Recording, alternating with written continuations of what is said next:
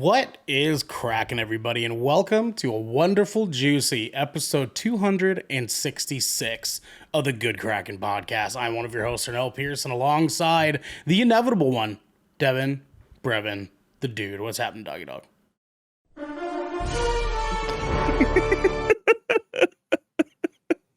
Putting my face on that? Yep. Jesus. I did that for you. I am gravely honored. Thank you, sir. Devin, how are you on this fine Tuesday night? Right now, bad to the bone. He's gonna use every single sound you just put on today. He's gonna use every single sound you put on today, dude. It's that kind of night. It's that kind of night, man. You know what? What else can he say? Yeah. Sticking out your gap for the Rizzler. Again, Vlad in chat. I swear to God, it gets more powerful with every single episode. It's just this is radio.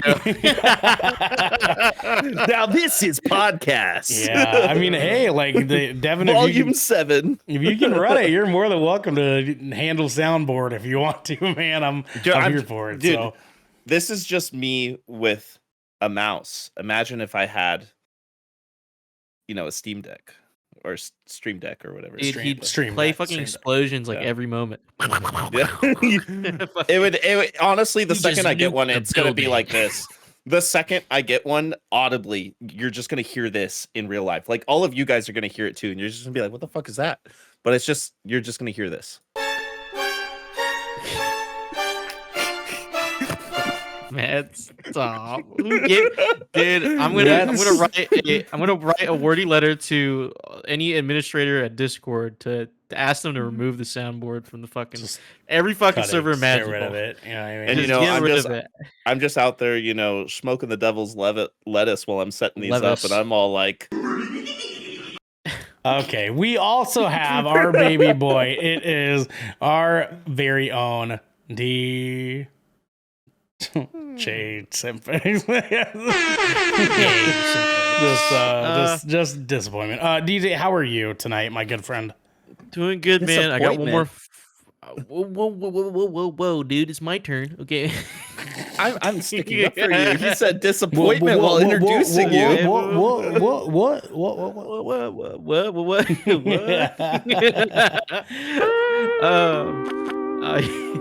I am doing good, dude. I just took a break today, and tomorrow I got a fucking final, my last final for the semester. And it's at 6 to 8 p.m. So I gotta drive over there from be there. Originally it was supposed to be 8 to 10, but I didn't even know you could schedule class that late. I didn't even know you could do that, but exam that late. But apparently our professor's like trying to beg and plead the fucking program to be like, let's move it back, from 6 to 8 and not 8 to 10. Yeah, of course. And I have to drive there. I gotta find parking. I gotta walk in this fucking cold ass weather to go take an exam that is probably gonna take me 15 minutes. Oh, how cold is it? As they do. Right now it's not cold today. It might be cold tomorrow though, but right now it's 52 degrees. 51. Oh, it's actually colder over there than it is here. That's weird. That is weird. That's hella weird. But like tomorrow's gonna be a low of 41. Thursday's gonna be a low of 36. Dude, it is 57 degrees here in Portland right now, and it was 62 degrees. Yeah, because you guys still have you don't still have sunlight, but the sun is still affecting y'all over there. It's 9 o'clock down here. Of course, it's colder. Yeah, I mean our low is only 55 though. Bro, maybe it's the humidity or something over there. Yeah, it was unnaturally warm today. Honestly, it really was. That's what she said. Was it unnaturally warm? So Devin, do you have an actual fucking answer for how your night is? Or I'm going to commit great crime. Okay. Okay. All right. My night's going good. I I actually had a really fucking busy day at work today, but I like my job, so didn't mind it. Okay, fair enough. Yeah. And then I got home. I meal prepped. I made some chicken teriyaki with some all right, white all right. rice and some steamed veggies, and I put a mix of Mandarin bit of and steamed Kung Pao veg. sauce on it. Okay. It was fire. It was fire. Ate that. Second time I ate that today because I had it for lunch. Meal prep. Also, what she said. Yeah. And then I Yeah. played some Destiny. Did I'm the sorry. Nightfall. Oh, dude, it's actually pretty fucking cool right now. Yeah, that's what they all say. You know what I mean? Dude, the new dungeon's really fun. Oh, they did a quality of life update, and I didn't even know this. It's been like this for a little while now. Dungeons and raids are you can still get the rewards from each encounter now. It's not just once a week. So like as many times as you do it, you're also getting rewarded for it, just as you were if you did it the first time of that week now. Okay. Which I thought was good. It made me feel like I wasn't wasting my time doing it. Even know though what I you mean? are, yeah. Oh, I don't know. The game's pretty fun right now. I'm like the season. I mean, like, you know what I mean? The season's pretty good. I got Witcher armor right now in Destiny. I got a Witcher emblem. Yeah. You saw it. I sent it to you. You saw that. Yeah. I mean, like. you were like, God damn it! Why do I want to play this again? No, I don't want to fucking play it again. That's the part that breaks my fucking heart the most, man. Me. I did like You said that to I like as a Destiny fan, okay, I get itches. It comes and I'm like, ugh, I need to grind my Titan. You know what I mean? Like my nipples get a little hard, you know what I'm saying? But then I think about it and I say, you know what? I'm a man above the beast. You know what I mean? I don't fall into my impulses, Devin. I decide that my time is better spent playing indie games. You know what I mean? That's what. But or no, you have a PS5. I do. PS5, and it's really Strand is pretty fun now. He's got a bunch of new weapons. He's got Strand weapons and stuff. Yeah, pretty fun. Hey. Speaking of pretty fun, we got a really fun episode for you guys tonight where we're not going to be playing Destiny. Instead, we're going to be doing some real fun Game Award celebration because the Game Award starts this goddamn week, and we are here to give you all the Game Awards content. But before we do, let me give you the rigmarole because this is the Good Kraken Podcast, your choice for all the nerdy video game and pop media news, reviews, and discussions that you want to hear. Live every Tuesday at 7 p.m. and Saturdays at when, Devin? 12 p.m. If you're riding this wave, you can head on over to our Discord channel where you can submit questions and topics to the show, get exclusive content, and soon have early access to episodes before they go live on podcasts and video services across the digital sea. I like that. That was kind of nice. But if you've emptied your pockets for the latest and greatest in entertainment, that is totally fine. You can watch us record the show live right here at twitch.tv/Good Kraken Show. If you have Amazon Prime, you also have Twitch Prime. DJ? Prime Gaming. And we would love for you to give that to us to help keep us pushing content out for all of you that are listening or watching at home. But you can also support us by going to our YouTube channel, clicking that beautiful bell and big red button, or by subscribing to our podcast channel by searching Good Kraken with an exclamation mark and leaving a review there. Review. Devin! Review. Yeah. We have some captain's orders, my friend. Guys, don't forget. I mean, you're not going to forget if you're watching this episode. You know what I'm saying? On Thursday, 4:30 p.m. Pacific time, we are doing our official live reactions to the 2023 Game Awards. Right, Devin? That is right. God damn, dude. It feels good. And we're going to be here with you guys the entire show. Jeff Keighley has put out that it is looking about 2.5 to 3 hours long. So that's what we're looking at. Oh, for Thursday. That's respectful. Dude. That's respectful. I mean, it was like, what, an hour and a half last time? Yeah. No, it was like, wasn't the one before that, though, like 4 hours? No, so Summer Games Fest was really long. That's Yeah, that, that's right, Yeah, that's yeah. The Game Awards has been kind of short because he's been trying to trim it down. This year, apparently, there's a bunch of new fucking games, and so I guess they're Yeah. trying to fucking leverage that a little bit. So I suppose we will see, but we will be here with Once you guys. E3 died, Jeff You Keighley know- went off, dude. Mm-hmm. Yeah. You Mhm. know, Microsoft did say there was going to be some new stuff. And I'm interested to see what they got cooking. No I world wanna see- premieres, They sadly. sure did. I want to see Contraband, dude. Contraband? You want to sell Contraband in? No, a I skate want to see park? the game Contraband. The one that God, what studio is making that? Same studio as Wolfenstein. Oh yeah, the It- skate park.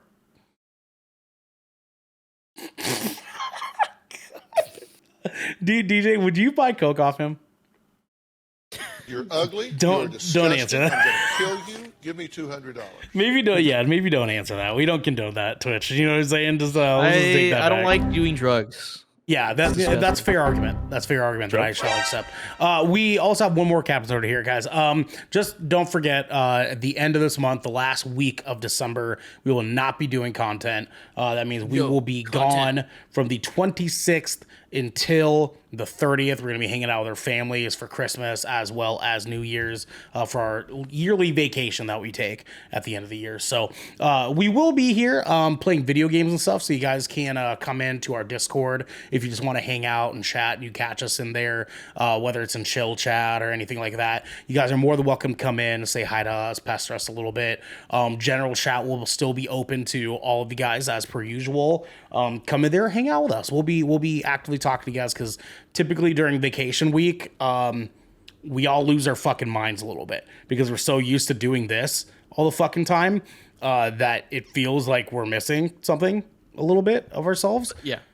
So please come in and hang out with us in Discord. So we'll be seeing you guys there. Until then, though, we have a very fun thing for you guys. Every year for Game Awards, they allow you and us and you, but also us, to go onto their website and put in your votes for each category's winner for the Game Awards.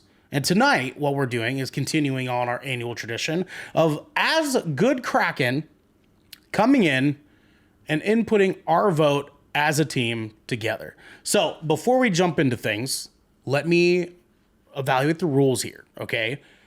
We have three of us here. Garrick was supposed to be here. Unfortunately, Garrick is stuck in Salt Lake City, Utah, with a bunch of fucking traffic that he is just not having a good time with right now. So unfortunately, Garrick was not able to be here with us. However, that puts us in a great position here because we have a tiebreaker, and his name is DJ. So we have a very wonderful spot here because me and Devin, Lord knows, do not see everything to eye to eye. You know what I mean? You know what I mean? It's true. And we're not going to in this, I guarantee it. So this guarantee it. is our rules always on this is majority fucking wins. Okay. We have to secede to what the majority fucking vote is. Okay. Unfortunately, that means sometimes the person who gets their vote, Devin, 1 second, that wanted their vote to get in, unfortunately does not get to get that in unless they are signed in, putting their vote on their side on their own profile. Good Kraken, as an entity, will be doing these votes ourselves, and you guys are more than welcome to discuss in chat who you guys Chat. chat, whichever one. Sounded like you said chat. Close enough. You guys in chat can chime in with your guys' votes. Of course, we love to hear from you guys all the goddamn time as well. So please let us know what you guys will be putting in yourselves. So, no, not Jag, chat. Jesus Christ, man. Anyways, without any further ado, we have our 2023 Game Awards categories and their nominees. Gentlemen, are you ready?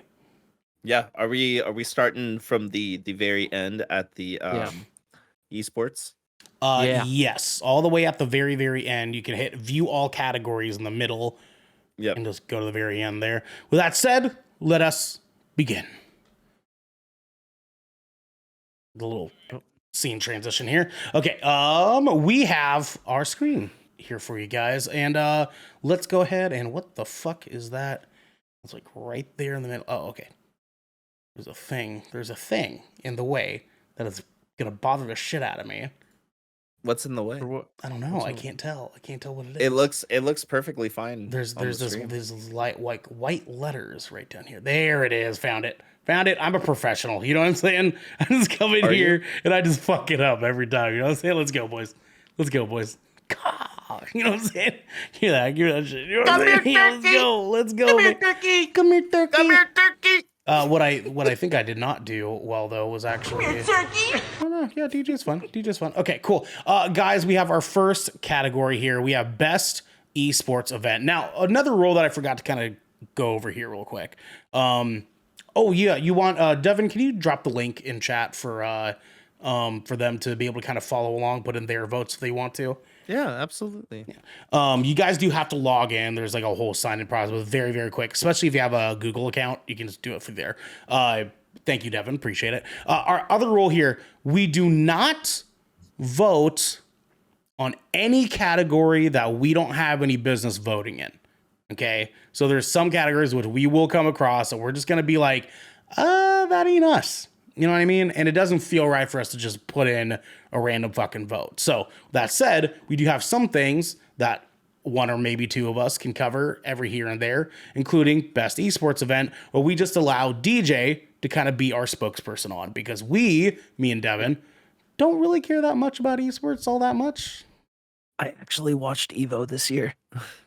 Yeah, Evo's okay, but did you watch all these? No, but I watched Evo, so I just want to say Evo's tight.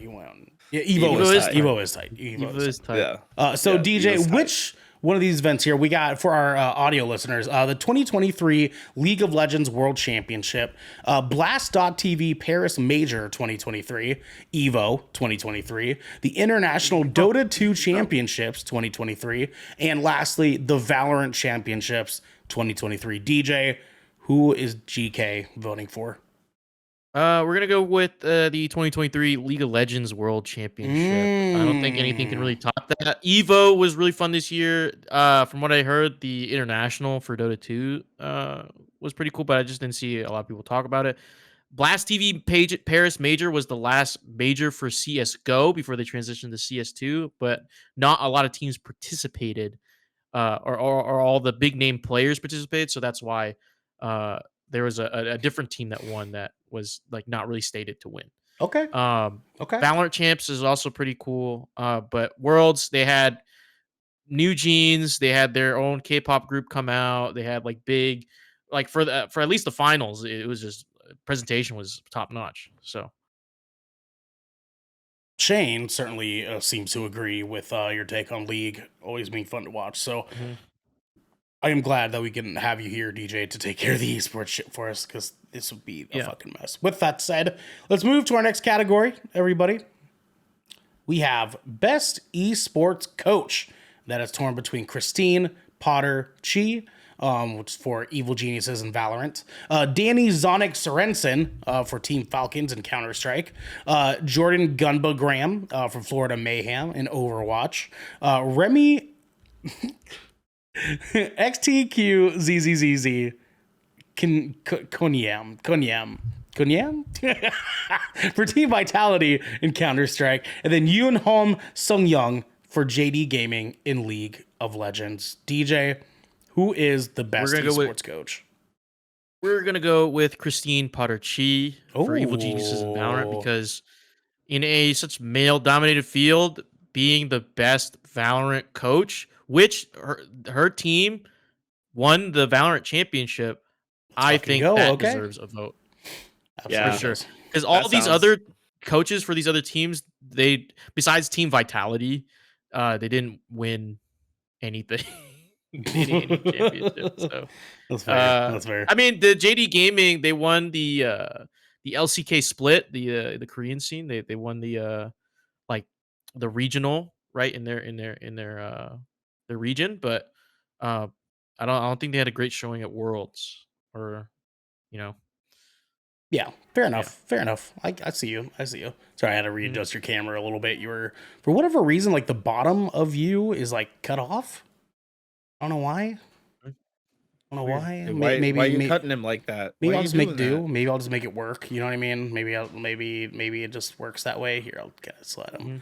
There you go. There you go, DJ. Okay. Anyways, okay, we'll move to our next category here, which leaves us to the best esports team. So we have either Evil Geniuses of Valorant, Fnatic from Valorant, Gaimin Gladiators from Dota 2, JD Gaming from League of Legends, and Team Vitality from Counter-Strike. DJ? We're gonna go with the Evil Geniuses for Valorant. I personally don't know who to pick here because I mean most of these won something, but if we're gonna go with the best coach, we gotta go with the best team, the same team. So All right. Sounds like a fair argument to me, my friend. And we can move to our next category here. Next, we have Best Esports Athlete. DJ, that is going to be either Lee Faker Sung Hyuk of League of Legends. Is that Matthew? Is that Matthew? Matthew. Matthew? That is the Yeah. dumbest shit I've It's ever French. seen. It's French. I'm Jeez. sorry. Matt.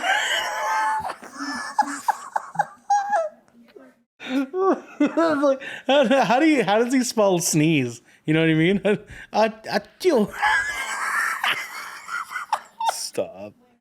Sayu Stop. Herbot from CSGO, Max Demon 1 Mazanov from Valorant, Paco Hydra Ruzawise, I'm assuming is how that's pronounced, Call of Duty, Park Ruler Jaehyuk from League of Legends, and lastly, Philip Imperial Hal Dosen from Apex Legends. DJ, what's the call, dog? We are gonna pick Faker, Lee Faker Sunghyuk. They won the World Championship this year. This is his fourth world champion. He is the Michael Jordan of esports. Oh, And shit. he finally Okay. got his fourth one. He said he dedicated it to his teammates because he already had three, and he's just been dominant. They had they weren't be able to they haven't been able to get back to glory, but now he's kind of secured his place in esports Hall of Fame if there is one. Gotcha. Okay. All right. I see you. That means we'll go ahead and put our vote in here. I hate this little fucking bullshit The that keeps pop-up? fucking coming up. Yeah, that's so dumb. Like, we get it. You know what I mean? I know who I voted for. You know what I mean? Tell him, Devin. Call Jeff Keighley right now. God damn it. Best esports game is going to either Counter-Strike 2, Dota 2, League of Legends, PUBG Mobile, or Valorant. Now, I think maybe we can kind of chime in on this one. Me and Devin as well. DJ, what is your vote to start out with? As much as I think, League of Legends Worlds Championship was pretty exciting to watch this year. I think the vote should go to Valorant this year.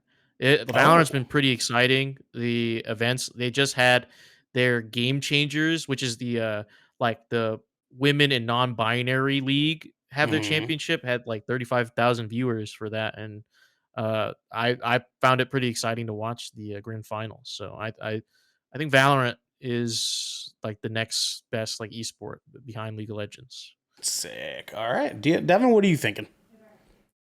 I'm gonna go with that because I'm laughing at PUBG Mobile. I can't like believe MOBAs at all. PUBG Mobile made it on this, right? I know It's there's better the Chinese. esports games. It's the Chinese market. It's all Like- mostly China. Yeah. Like, No, really just that's mostly fair. China. That's totally fair. They sh- yeah, it should have been as much as I hate to say it, but Warzone with all the innovations they've made to it lately. But it's not the zombie competitive. stuff. They don't have Don't tournaments for Warzone. I don't think Devin? huge ones. Your vote? My vote's gonna go to Valorant.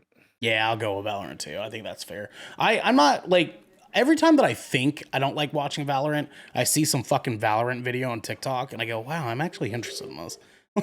It's one of the only games I think I actually like watching more than playing.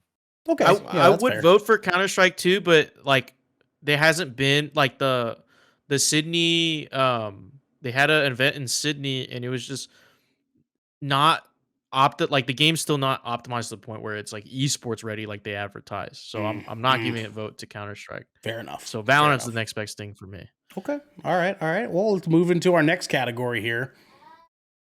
Next, we have Content Creator of the Year. And now from here on, I'm going to start reading off the descriptions for each of these categories so you guys at home can understand what exactly it is we're voting for. So Content Creator of the Year for a streamer or content creator who has made an important and positive impact on the community in 2023. This comes down to either Iron Mouse, People Make Games, Quack City, Spreen, Quackity. or Quackity. My bad. Quack City. I'm a fucking idiot. I'm sorry. Quackity, Spreen, or Cypher PK. I don't know who any of these motherfuckers are at all. I know 3 of them. Okay. I don't know any of them either. So So Iron DJ? Mouse is the most like one of the most popular VTubers out there, and they've been collaborating with like a ton of like big streamers, and they have a sizable community of their own. I don't know what they mean by like impact. Like I just know of these people. Quackity has been like a big YouTuber for a long time. I haven't tuned into his streams though. I haven't seen a lot from him. Cypher PK, I just know he's pretty cool, pretty chill. People Make Games, I have no clue who they are, or a Spreen. I don't know who they are as well. Sure. I would go with Iron Mouse because that's like my like I've seen more of them like their content like pass through to like my social media or like my feeds. Like I've seen more of them than anyone else here. Okay. But that could just be me and like where like what communities I'm like sectioned in. You Fair know? enough. Do you feel confident putting that in as a vote, or do you want to skip this one? I feel like I'm confident. A lot of people like Okay. Iron Mouse. Like Okay. I'm surprised that there's some content creators that are not on here. No, Like, honestly, thoroughly snap. surprised because there are a few that I'm sure we could fucking name that would fit great in this category. But you know what? It's Jeff fucking I feel like Keighley. Call him I right mean, now, Tyson Devin. won a streamer award thing, but I don't see him here, and I feel like Hey, Jeff. he's got snubbed. Oh yeah. What Hey, do you say, Devin? What's he saying? He said that's just the way it is. Oh, okay. Yeah. For sure. All right. Well, that means That is we a can Jeff move Keighley into... thing to say. That is. I mean, it is what it is. You know what I mean? He's not wrong. Let's go ahead and move into our next category here. We have most anticipated game, that is recognizing an announced game that has demonstrably illustrated potential to push the gaming medium forward. We have some interesting ones here. Final Fantasy VII Rebirth, Hades 2, Like a Dragon Infinite Wealth, Star Wars Outlaws, and Tekken 8. Devin, your vote. Final Fantasy VII Rebirth. Mm. Straight up. Straight up. I don't even like know how this is a question right now. Like I'm finally giving in and buying a PS5 to play this game. That's fair. DJ. I got a PS5 sitting in my cart right now. DJ, your vote. I know it's gonna be Final Fantasy VII, but I'm just gonna throw my hat on to Tekken 8 because Okay. that is Sure. what I'm most excited for. I will literally cry when I buy the game when it comes out. I will genuinely cry because it's been such a long time coming, and I will actually learn how to play fighting games this time, like learn combos. I will be an FGC nerd by the end of 2024. Mark my Hey, fucking you're gonna word. represent GK at Evo Yeah, something like that. 100%. Yep. Yeah. 2025. GK Krakens. Yep. That's who DJ plays for. Yeah, my vote is very obviously going to be Like a Dragon. No, I'm just kidding. It looks good though. It does look good. It does. None of these games really look good. bad. All of these look good. They all look good. Like Yeah. Star Wars Outlaws is probably It's a close second. very close I'm second for me too. Yeah. My vote's very much going to be Final Fantasy VII Rebirth. It's just like no fucking way this game is not going to blow us out of the water next year. No fucking way it's not. You know what I mean? I will Like, cry when I play that game. I will. oh, dude, I thought the tears were done with the first Final Fantasy VII remake. No fucking way, man. This game is gonna fucking make me They're piss going myself. all in. God damn, Zach's dude. in it. Zach I know, is in man. it. I know, man. I know. Anyways, to our next category here, we have Best Adaptation, recognizing outstanding creative work that faithfully and authentically adapts a video game to another entertainment media. We Stack have, category, yeah, we have but there's one. Castlevania Nocturne, Gran Turismo, The Last of Us, the Super Mario Brothers movie, and Twisted Metal. Devin, your vote. There's actually some good ones on this list this year. Like, in my opinion, 3 out of the 5. I'm having a really hard time deciding between The Last of Us and Castlevania. Because Castlevania was fucking fire. It was so good. Have you watched that yet? Yeah, of course. I'm just gonna have to go with The Last of Us. I mean, it's way too obvious. I do want to shout out the Super Mario Brothers movie was not bad. It was not bad. The Super Mario was good. was That was a fun. good movie. It was Yeah, a it good was movie. fun. Yes, very much so. DJ, your vote. Dude, it's The Last of Us, man. We were gushing about that fucking show the whole time. Like, there's no way we can't give it our vote here. Like, I love Gran Turismo. I love the Super Mario Brothers movie. Castlevania's fire. Twisted Metal was aight. Last of Us, like, episode 3, I feel like that fucking episode 3 just by itself, dude. That it was like fucking, that was a masterpiece of television. That episode alone. Last of Us, man. Yeah, it's fucking Last of Us. Are you fucking kidding me? Like, who didn't cry to that episode? There's 3 different episodes I had fucking tears for, man. It's The Last of Us. Like, there's no goddamn way that doesn't make that here. Now, listen, that's not to take anything away from a majority of these shows. Yeah, no, pieces of content. You know, because Gran Turismo was fun. Like, I actually enjoyed that movie way more than I thought I was going to be completely honest with you. Super Mario Brothers was dope. Castlevania, always dope. Always fucking dope. That Always Netflix has fucking nailed Castlevania. And Twisted Metal's here. It's not bad. Like, it's a fun show, but like the other shows hit, like, the other shows and movies like hit kind of like the ceiling of like good, but Last of Us like blew that out. Like, you could show that to anyone that is not a fan of video games and they would be fucking floored. Last of Us and Castlevania for sure. Castlevania is playing a different ball game. You know what I mean? But Yeah, Last of Us is just good. Last of Us is just elevated, man. It's just another a whole level, other another fucking level, tier, another dude. level. Like, if there was a best animated adaptation, For sure. it would go. For It sure, would go to Castlevania. Castlevania, Yeah, 100%. Absolutely. 1000%, yeah. Well, our next category, as we move in here, we have best multiplayer. We have for outstanding online multiplayer gameplay and design, including co-op and massively multiplayer experiences, irrespective of game genre or platform. Devin, we have either Baldur's Gate 3, Diablo 4, Party Animals, Street Fighter 6, and Super Mario Brothers Wonder. Devin, your vote, my good sir? There is only one place this game gets any recognition on the Game Awards. And I'm going to have to go with Party Animals. This is the only place. And out of all these games, what has resonated most with our group and community that we've played out? Fair enough, my friend. DJ, your vote. I'm going with Party Animals as well. As much as I love the plug and play co-opness of BG3, Party Animals is the party game. Like, that's the multiplayer game. You can queue as 2 into a game, or you can make a whole lobby of all your friends.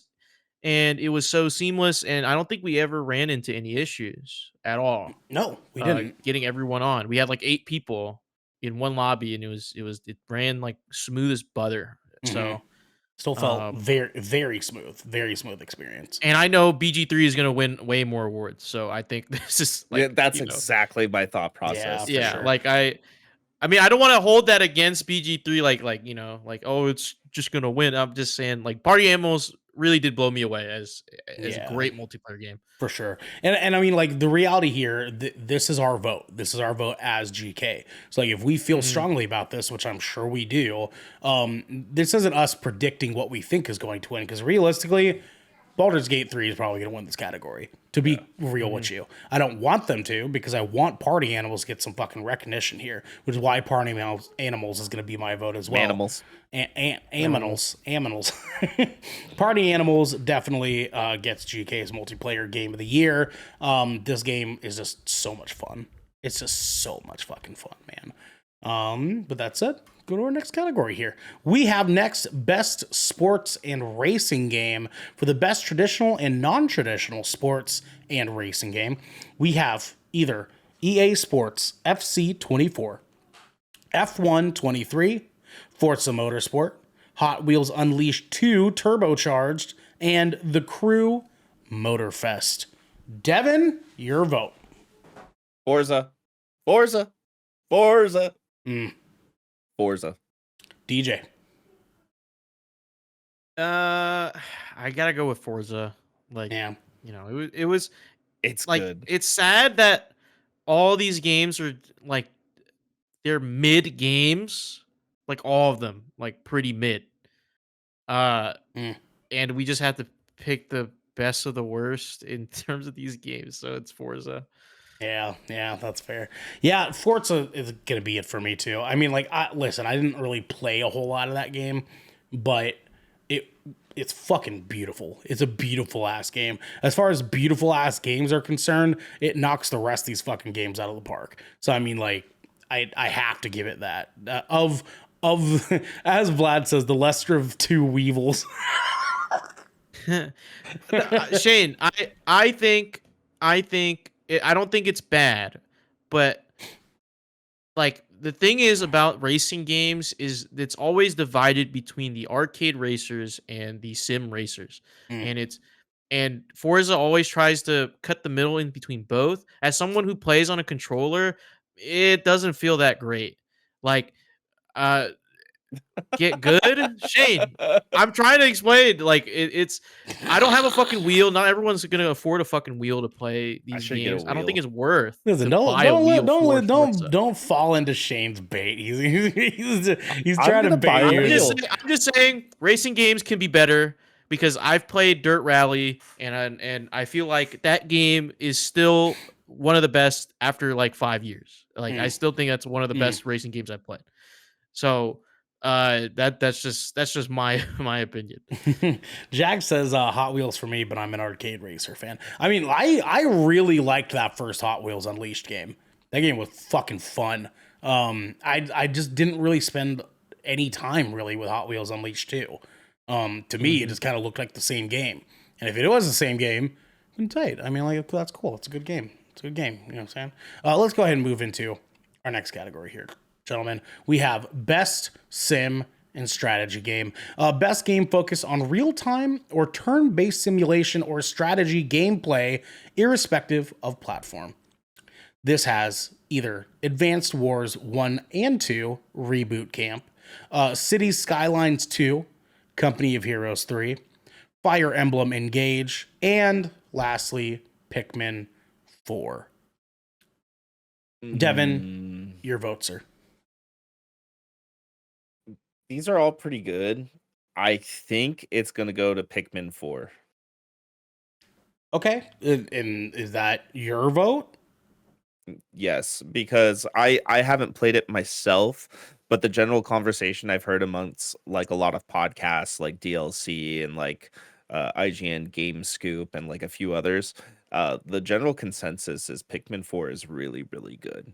Yeah. And people talked about it a lot and playing it. For sure. DJ. I think it's a toss-up between Fire Emblem and Pikmin 4. I think both games are pretty good in like because they're different like strategy, right? But I think Pikmin. I think more people play Pikmin because like Fire Emblem it's good. It has its own like a great community, but it's like very niche in terms of like general like gaming populace. I feel like a lot more people would play Pikmin. So For sure. we'll go Pikmin 4. Okay, no worries. My vote would be Fire Emblem Engage, but with popularity vote here, we will go to Pikmin 4. Fire Emblem, I have watched gameplay of that. I've watched a few people stream gameplay of that game, and it is Fire Emblem. I mean, it's fucking dope. Yeah. Fire Emblem Emblem's does always dope. everything fucking wonderfully. And that's not to say that Pikmin was by any means bad, because it's Pikmin. Pikmin's always fucking good. You know what I mean? But Fire Emblem just scratches an itch that my brain doesn't realize that it has a lot of times. And most Fire Emblem games just kind of do that for me. You know what I mean? So, but Pikmin 4, I'm happily able to succeed to that one. So, our next category here: Best Family Game. For the best game appropriate for family play, irrespective of genre or platform, we have either Disney Illusion Island, Party Animals, Pikmin 4, Sonic Superstars, or Super Mario Brothers Wonder. Devin? Super Mario Brothers Wonder. DJ. See, this one's hard. This is a stacked list for me. But I think a lot more adults find Party Animals pretty cool. But I feel like for a family game, you can never go wrong with Mario. So we're gonna go with Super Mario Brothers Wonder. I stand by my boys and Party Animals, man. I can't. Really? I mean, you're right. There is a level of entry that I feel like is not quite as kid friendly. Like that, I can imagine as an adult, it was hard to kind of figure out the controls. I can only imagine how difficult it might be for a kid. But of these games, I feel like a kid or a family would have the best time playing Party Animals with each other than any of the other games. But that's just me. Again, it's Mario. You can't go wrong with Mario. You know what I mean? Yeah. Yeah. So, anyways, next category here. We have best fighting game. DJ, are you fucking ready, dog? You fucking ready, dog? Yeah, dude. We have for the best game designed primarily around head-to-head combat. We have either God of Rock, Mortal Kombat 1, Nickelodeon All-Star Brawl 2, Pocket Bravery, and Street Fighter 6. Devin, your vote, sir. Mortal Kombat 1. DJ. Dude, it's tough. It is. It's so tough. I'm gonna one. give it to Street Fighter 6. I'm gonna give it to Street Fighter 6, dude. I'm sorry. I have to I'm be the sorry to make this tiebreaker. choice. Oh no! Yeah, I'm sorry I have to make Oh, this damn choice. It. Damn it, man. Yeah, it was Damn a toss up for me too, and I've been Dude. thinking about this since we started talking about nominations, and I just Dude, if had to Tekken go released this year, dude, it would have been even worse. Oh my Yeah. god, That would've this been- category yeah. would have been so Dude. fucking hard, dude. Dude, it I would've been so just fun. like the lore, and I like the changes that they made to that with Liu Kang being you know, being the god. Yeah, and- yeah. yeah. I I- really like the changes they made, and like doing the younger Scorpion and Sub-Zero and all that. I love Mortal Kombat 1. Like I played through the whole thing, and like I was hyper fixated on it for like right when I bought it. And it's good, but I think Street Fighter 6 edges out like just a little bit more for me because of the fighter thing. Like you can create your own fighter and like, do like that kind of open world or like open instance type thing and like Yeah. fucking beat up civilians and shit like that. And and they had innovations with the new controls. Like you can now do modern controls, so it's Street Fighter is more easier and accessible for newer players, and also rewards players who like to keep it classic. So I think it goes for Street Fighter 6 for me, but it's close, dude. Yeah, It's so close. It's hard because, like, as the fucking tiebreaker here, I'm torn between the one that I personally enjoy more for various reasons versus the one that I know operationally is better. And I think I have to go with my heart here and say Mortal Kombat 1.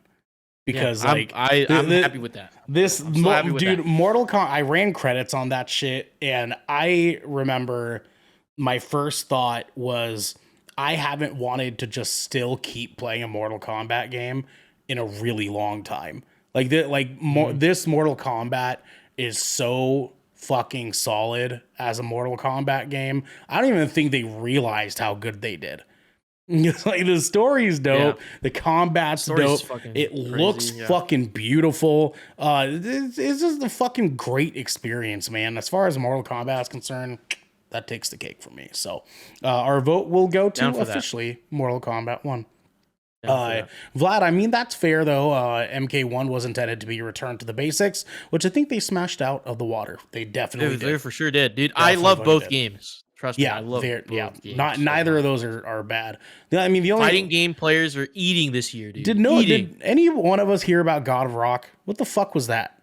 I I don't don't know. know what that is. What the fuck is that game? You know what I mean? I would have taken what was that game that you and I played, DJ? Thunder Thunder Ray? Ray. I would have taken that over God of Rock. I don't even know what the fuck God of Rock is. Devin, what's up? Yo, I'm in the next category, but I noticed something. Oh, Jesus Christ. Okay, we'll move to the next category here since Yeah. Devin likes jumping the fucking gun. We'll go into best Dude. RPG. For the best game designed with rich player character customization and progression, including massively multiplayer experiences. This goes to either Baldur's Gate 3, Final Fantasy 16, Lies of P, Sea of Stars, and Starfield. Why is this one of the hardest fucking categories This is of the fucking this is year? like This is disgusting. I hate this. Big surprise. Starfield is on this now. They were not like a week ago. oh Yeah. really? Yeah. Oh yeah. Yeah. Well, Yeah, I just noticed that. Well, Devin? Todd Howard's gonna be there, I guess. I guess maybe Todd Howard came in. maybe he will Yeah. be. Maybe he will be. They heard, Devin? he heard the podcast. He's like, "What? Yeah. That little bitch thinks I'm Wait, not not going going? there." Slid Yeah, he's like, Jeff Keighley "Fuck $100 them." bill. Said, put Starfield in Yeah. this RPG. Yeah, All right, yeah. all right, I got you. Devin, your vote. Fuck. uh, man, Baldur's Gate is really gonna just mop up this fucking award show. But again, I Vote, like baby. to Let's go. I like to go with the underdog, the one who deserves it. You know, we got to spread the love and let everybody feel it because it's a great year in gaming. So I'm going to go with Sea of Stars. True, dude. That's a big vote. That's a That big is vote. not the vote I thought you were going to go with. Jesus Christ, Devin. I've Holy been playing shit. it on PC. Okay. It reminds me of playing like Final Fantasy 7 and 8 and 9 on the PS1. It reminds me of Bravely Default. The story is good. It has a very like Chrono Cross, Secret of Mana like kind of feel to it. It's pretty fun. Okay. Okay. Yeah, I've seen a little bit of it. It looks very clean. I love the art style for it so much. Mhm. Oh boy, we got ourselves a tough one here. DJ, your vote. Dude, every single one of these games is good. Like Lies of P is probably like the weakest one, but it's still a great game. It's still So good, great. right? It's still fucking so good, and I'm glad it made it. It got nominated onto this list because it's honestly pretty underrated. Final Fantasy 16 is nuts, dude. It's That so game looks fucking insane. good. Oh I haven't my put it God. myself. I can't but wait to play it. Oh my god, man. It looks insane. Hey, the PC port is in development right now, DJ. I know, dude. My computer's gonna set on fire for those fucking kaiju fights, dude. Fuck me. DJ, your vote. Starfield was good. I enjoyed my time with it, but Baldur's Gate 3, man, I have to. Of course he does. It's everything that I ever wanted in a D&D type game, and it scratched so many itches at once when it came out. And I'm about to play it again because this new update is actually fire. They just added this new mode called the Honor mode, where you're locked to one save, and once you die, like your whole party dies, it's over. Like it's and if you and it's harder than Tactician mode, the hardest mode in the game. And if you complete it, you get a special set of die for the rest of your playthroughs.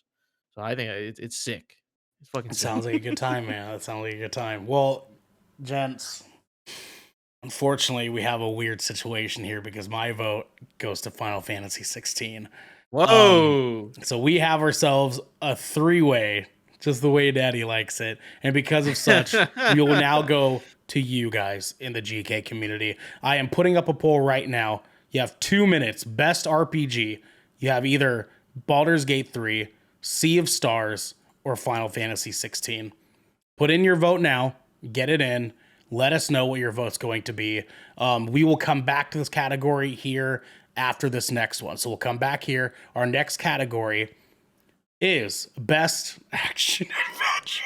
Jesus Christ, man. Jesus fuck. For the best action adventure game combining combat with traversal and puzzle solving, this goes to either Alan Wake 2, Marvel Spider-Man 2, Resident Evil 4, Star Wars Jedi Survivor, or The Legend of Zelda Tears of the Kingdom. What the fuck, man? Oh my god, dude.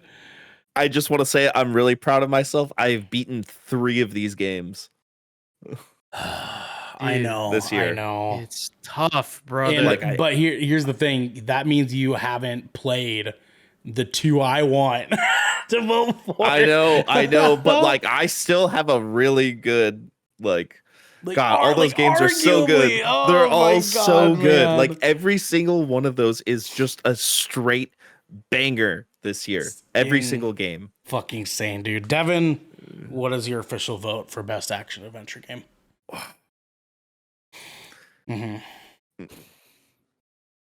Oh shit. Out of what I've played, I want it to be Star Wars Jedi Survivor because this is the only place that game would get love is right here. Personally, it had some bugs in the beginning, but that game was super fucking fun. Okay. But I know that it has to be this one. Even though I haven't even played it yet. It's got to be Marvel Spider-Man 2. Okay. So before we continue on, I wanted to point out our community has voted. Final Fantasy 16 and Baldur's Gate 3 are tied. So Flip the Devin coin. shall Flip the now bring coin. us the coin. Devin, heads will be Final Fantasy 16. No. Heads is Baldur's Gate because it's more ominous looking. Tails Yeah. is Final Fantasy because it's Yeah, a do it. bird. Fucking fine. Final Fantasy 16 Whatever, is man. Tails. Let's go to the other category, best RPG. Devin, flip the goddamn coin. I think you're gonna be happy. I'm feeling it.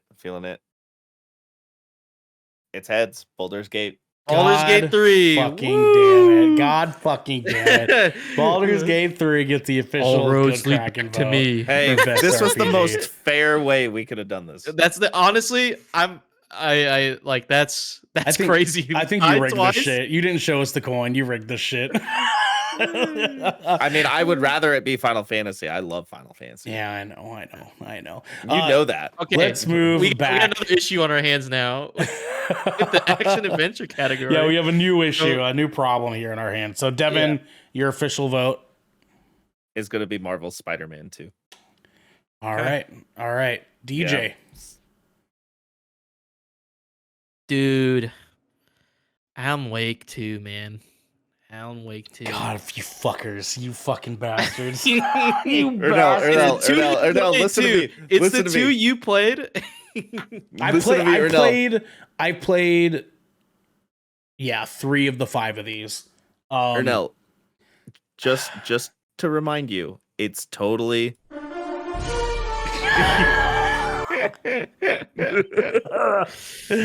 okay, so I mean, your face is on it. oh, I know.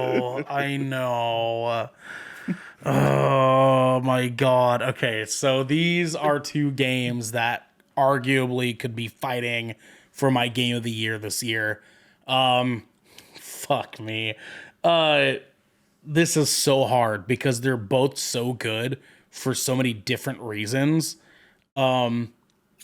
Alan Wake is gonna get something else, and I promise you, I know exactly what it is. I don't know, man. I'm like, We never know, dude. Fucking last time Ernell voted, dude, he thought fucking God of War Ragnarok was gonna win best narrative, but it went to Elden Ring twice. I know, dude. What the fuck, man? That wasn't supposed to happen. We can't assume anything anymore. We cannot assume I know, anything. Dude. Jesus, man. Have you played Guardians of the Galaxy yet? No. Okay, so fuck me. Okay, because I genuinely god damn it, man. Just pick one. Just pick one. Again, I'm trying to lean towards the direction of my pick of picking ones that I feel are generally the better game. I'm trying to take myself out of the choice a little bit and just say, listen, constructively, this game is better. You know what I mean? That's what I'm trying to go after here. Yeah. But fuck me, that's hard. Think gameplay. I know, of course, as far as an action adventure game, which is why in my deep down fucking soul, my pick has to be Spider-Man. Yeah, there it is. Here's the deal, right? Like, Now for that. and this came down to one thing and just one thing only. Alan Wake 2 isn't really an adventure game to me. And like Spider-Man 100% fucking is. You know what I mean? Sure. Like, and that's the only thing I gave it is just literally that. Alan Wake 2 is a better game in so many other kind of ways that we will talk about later. So our next category here is best action game.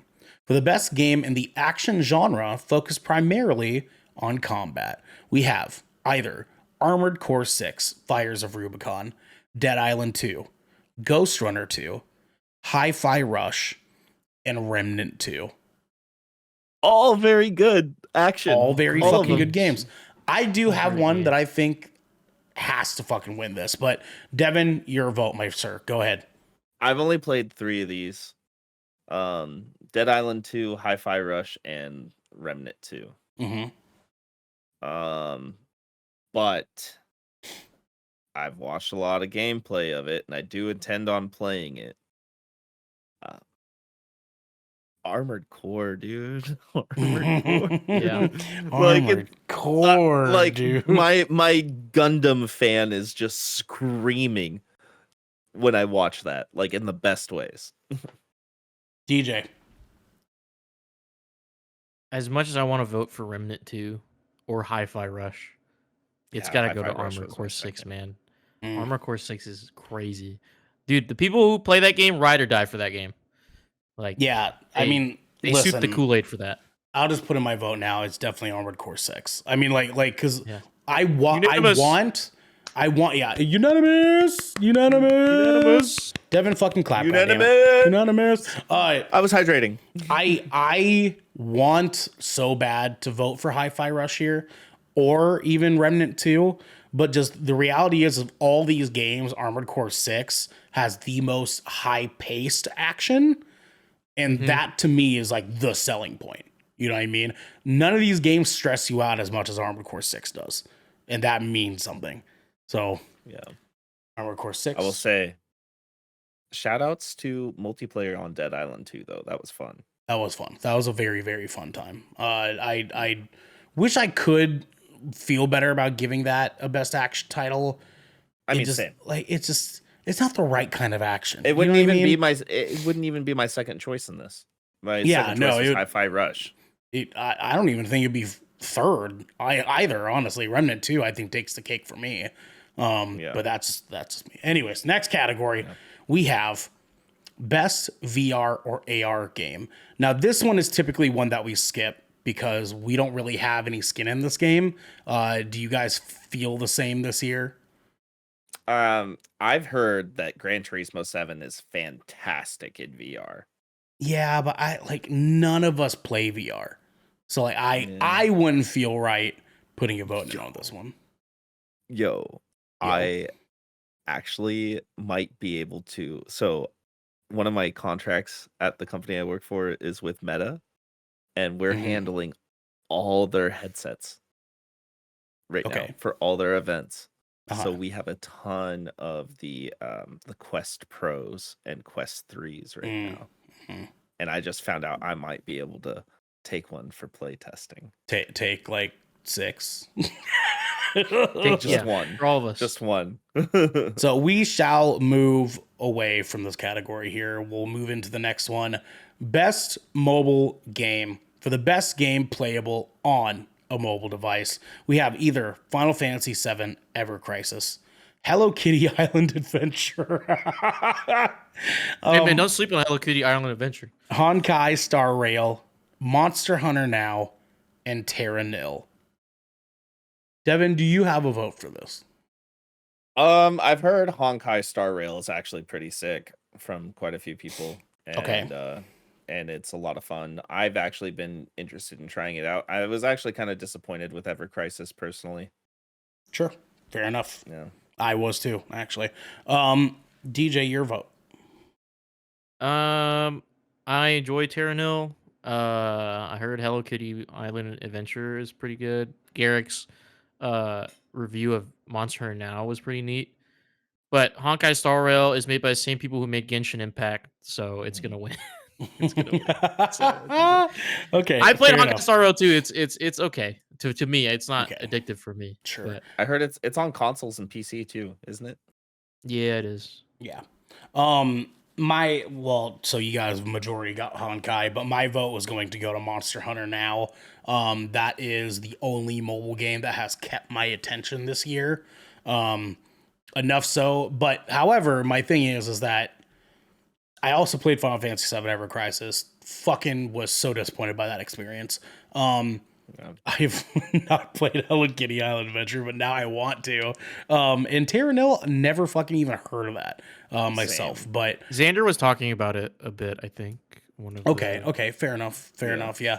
But I do wanna Honkai, I do know is I've heard good things. Devin, I do want to note I am still playing the shit out of Marvel Snap. Like, good game, good game, man. Me, game. Garrick, and Xander are grinding that still. Good game, man. I fell off hard. Rest in peace, my Marvel Snap account, dude. I know. Next category, we have best debut indie game. God damn, I can't wait for this one. For the best debut game created by a new independent studio, specifically a new independent studio. It is not an independent studio that's been around. They're brand new. This is their first game. So, our nominees are Cocoon, Dredge, excuse me, I burpy a little bit, Pizza Tower, Venba, or Viewfinder. This is a stack list too. This dude. is this kind Such of a a banger stack list here. list too. There's 3 fucking banger games here. Devin, your vote. I am gonna channel Garrick's energy and make him proud right now. This is a vote for Garrick since he is not here, but I know this is what he would fight for. Dredge. DJ. I love Viewfinder, and it's fucking like that style of gameplay is so cool, like and innovative for me. I heard Cocoon's really good. I haven't seen Venba, but I heard some things. Pizza Tower, I've not seen like actual gameplay, but I've seen it memed a ton because the art style is just really funny. But I just gotta go to Dredge, man. Come on, like Dredge, you guys are creaming over this game all year long. Everyone was creaming this game, dude. Streamers were creaming this game, man. It's crazy. Yeah, it's fucking Dredge, dog. It's fucking Dredge, dude. Like this game is it, bro. I mean, unanimous. Yeah, dude, Dredge is fucking money ass game. And if you guys haven't played it yet, you absolutely fucking need to. Please play that goddamn game. Nextly, we have best independent game. This goes for outstanding creative and technical achievement in a game made outside the traditional publisher system. We have either Cocoon, Dave the Diver, Dredge, Sea of Stars, or Viewfinder? Devin? Sea of Stars. Okay. DJ? Sea of Stars, baby. Sea of Stars. Oh, I'm sticking by my boy Dredge's side here, man. I gotta take it home with it. But Sea of Stars, I haven't fired it up yet, and I fucking need to because I've been eyeballing that game since it fucking came out. And as someone who loves Chrono Cross and Chrono Trigger, I've heard it gives those games. I need to fucking play it. Even Shane mentions it in chat. Sea of Stars deserves some goddamn respect on the name. So, our next category. Best community support. All right. Hold on. Recognizing a game for outstanding community support, transparency, and responsiveness, inclusive of social media activity and game updates / patches. We have either Baldur's Gate 3, Cyberpunk 2077, Destiny 2, Final Fantasy 14, and No Man's Sky. And Esco says hydrate. Interesting. Devin, your vote. Well, I'll tell you, it's definitely not Destiny 2. Hell the fuck no, it ain't, baby. Hell the fuck no, dude. I'm gonna put in my personal vote because this game is top tier now and is amazing with the updates that they have given, even with the 2.0 update and them still implementing new stories and weapons and just a better feeling gameplay. It's No gotta Man's be Sky. Cyberpunk 2077 because they fucking kill it now, and they've turned that game around, and they gave so much back to the community with these updates. Did you see the new update from the other day? Dude, the new update looks so fucking nuts. They added a fucking I- subway train, bro. That's fucking I Yeah, add the know. metro crazy, dude. That's what I'm saying. Oh my they god, more dude. races, like Yeah. more like car races, dude. Fucking more fucking romance like activities. I know, dude. Like, Dude. it's just And more. they Just changed more, Adam man. Smasher. The final boss is actually fucking hard. I saw clips Mm-hmm. of it, dude. It looks fucking nuts. Yeah. DJ, your vote.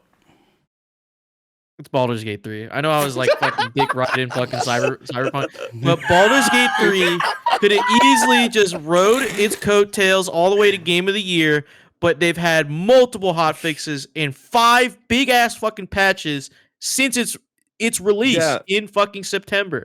But one patch, they made the characters less horny. Yeah, because they realized it was a fucking it was a bug in their system. Like the patch notes, every single patch note is like actually just catered to like what communities are like the whole community's complaints and all their issues. Every time it's been addressed, every single time. Like these guys have not like fucking taken a break.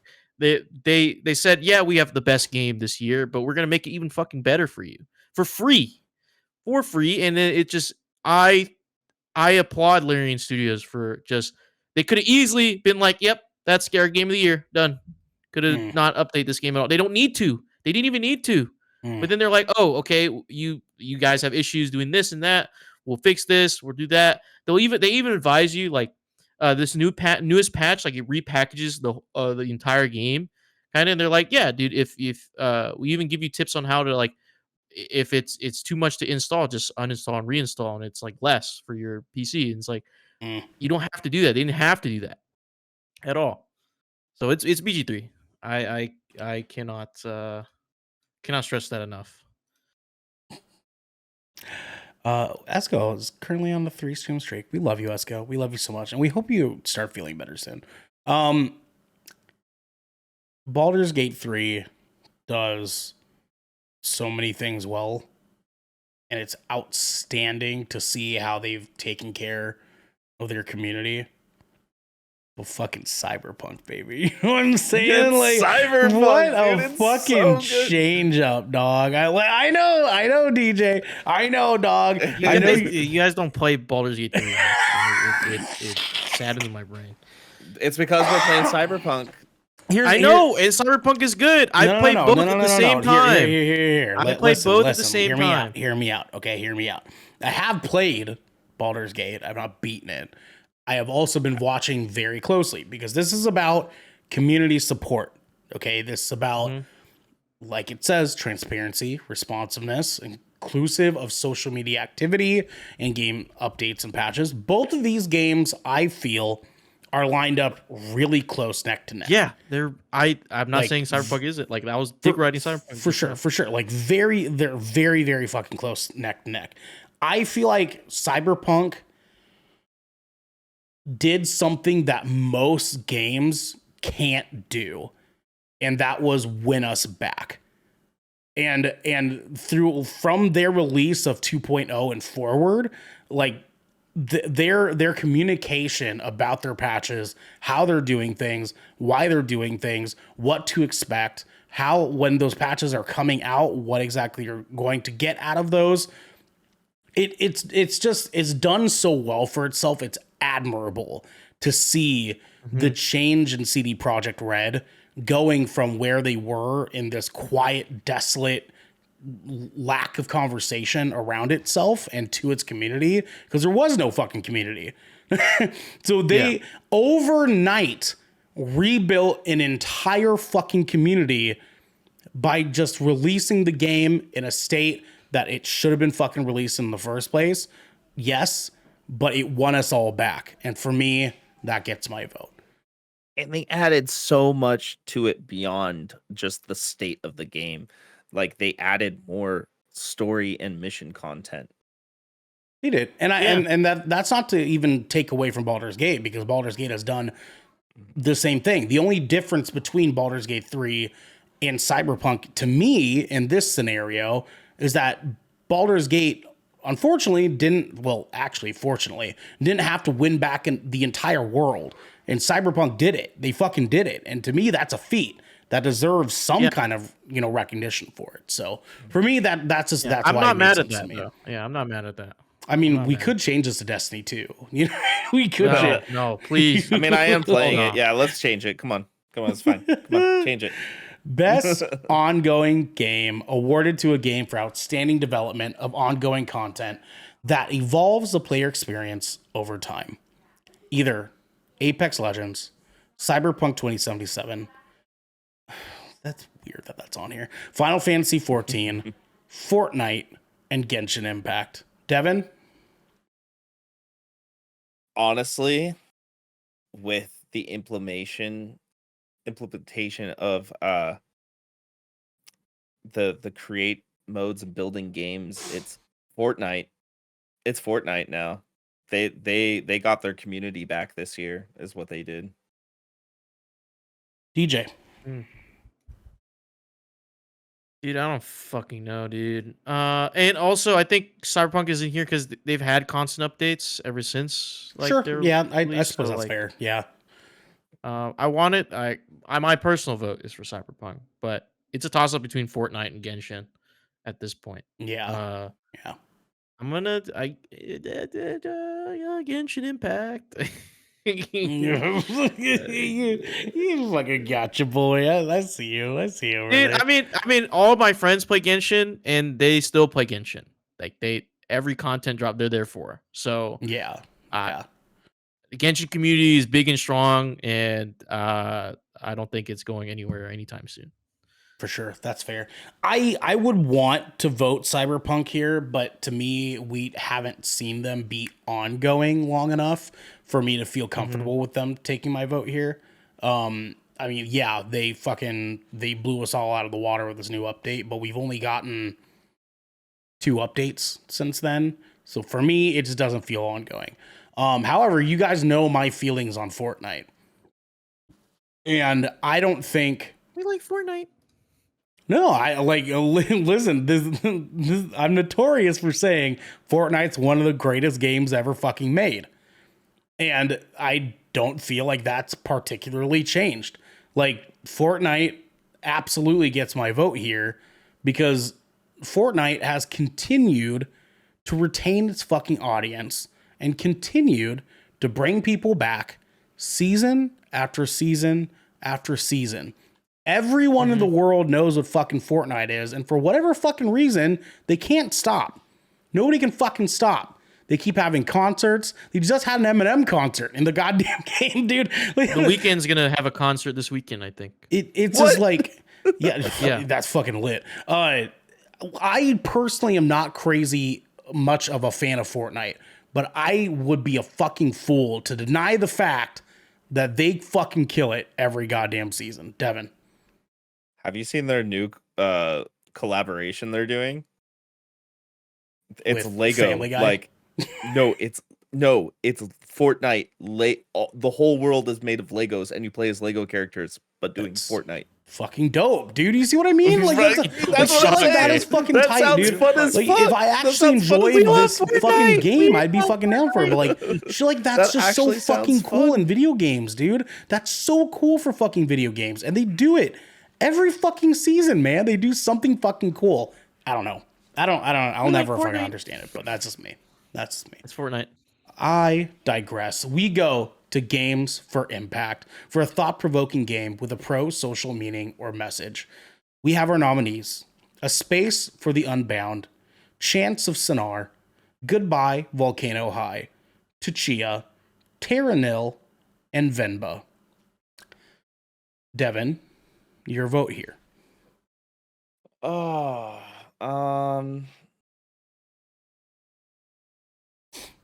I haven't played a single one of these. I know you haven't. You're not much of an indie guy these days. No, but I have been beating the shit out of story games this year. Mm.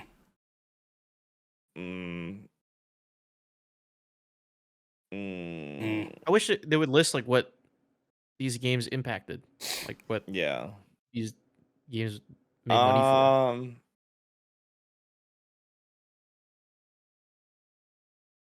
I'm gonna go Terranil. Oh, wow. Okay. All right, my friend. DJ, your vote? I saw something about Chia. Tchia, So I'm gonna go yeah. with Chia.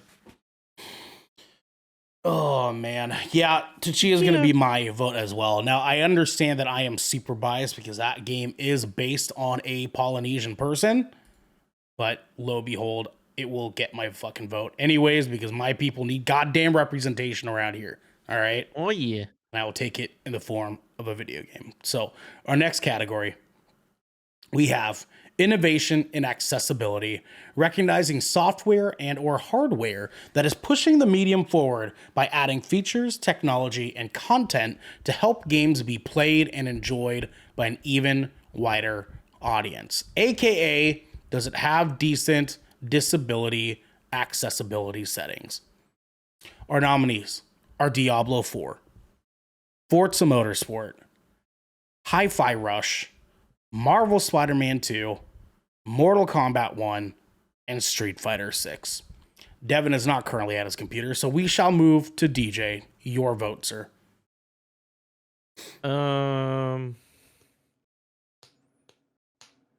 It's tough. I played all these games. Forza Motorsport is like has a deeper list of accessibility settings, I think. Like it pops it out right in front of you, has the text to speech, like every other thing. Hi-Fi Rush 2, I think it's got to go for Hi-Fi Rush for me. Okay. Fair enough. Devin, god damn it. Your Dude, vote. I had the Xander so bad. Innovation accessibility, Devin, your vote. Innovation to accessibility. Best accessibility settings for a video game.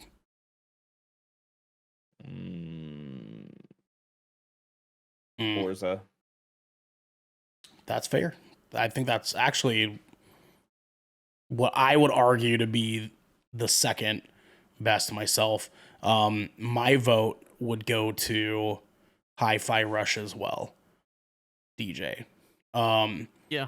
Hi-Fi Rush is interesting because it's, as we know, it's a rhythm game. that allows you to not have to play it exactly like a rhythm game. Like you can get away with playing and beating that game not following the rhythm, and they allow you to do that. There are colorblind settings. There are like multiple different ways to like change the way that you go about like battling with your character. It's a pretty, I think, a pretty well-rounded accessibility within thought type game. So that'll get my vote as well. With that said, we move to our next category. Best performance. I know who it is. I know who it is. We have awarded to an individual for voiceover acting, motion, and or performance capture. Our nominees: Ben Starr from Final Fantasy XVI, Cameron Monaghan from Star Wars Jedi Survivor, Idris Elba from Cyberpunk 2077 Phantom Liberty, Melanie LeBird from Alan Wake 2, Neil Newbin from Baldur's Gate 3, and Yuri Lowenthal from Marvel's Spider-Man 2. Devin, your vote. I have seen this person blow up on TikTok because of their performance. I have seen many memes about this guy because of his performance too. I'm gonna go with Ben Starr. Good vote, my friend. Good vote. DJ, your vote, my good sir. It's hard. Yeah, no, Yo, there's a Idris few Elba is bangers going to here, be dude. at the Game Awards, guys. That's what he this totally confirms. fucking Idris Elba is going to be No, there. all these, I think the Aegis one, like I enjoy Aegis's performances during that expansion, but he didn't give me too much emotion. He doesn't but I do a guess lot. that's, like, He his doesn't do a character. lot. He doesn't Yeah. do a ton. He carries, he moves the story forward, but he doesn't do like a ton out of his, like, grungy, like edgy, like not edgy, but like, serious character. I think it should be Neil Newbin for Baldur's Gate 3. Fuck. Astarion Fucking do is this to one of me my favorite again. characters. He's gonna And fucking do this to me again. Oh boy. dude, his whole companion quest, dude, it's actually some of the most moving shit I've ever had a pleasure to witness. The final, like his final scenes of his companion quest made me cry. Yeah. It made me you're fucking cry. not the only one, dude.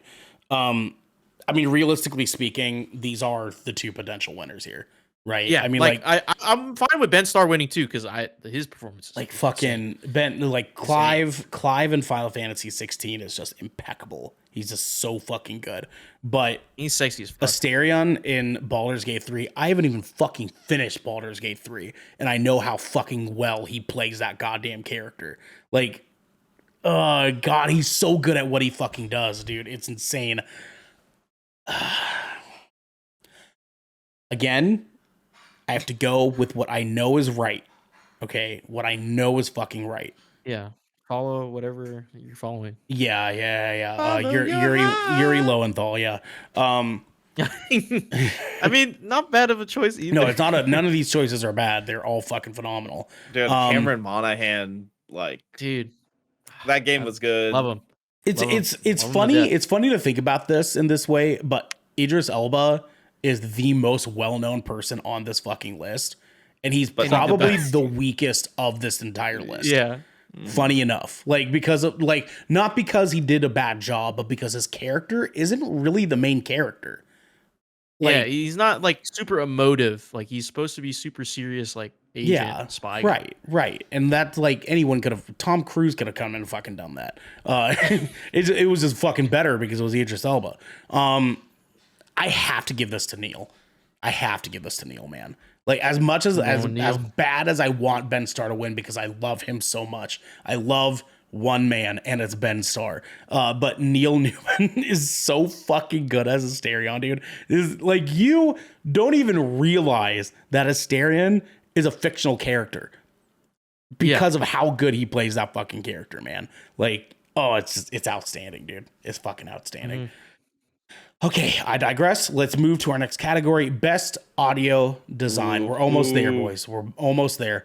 Recognizing the best in-game audio and sound design. Holy fucking shit, that's going to be hard. We have our nominees, Alan Wake 2, Dead Space, Hi-Fi Rush, Marvel's Spider-Man 2, and Resident Evil 4.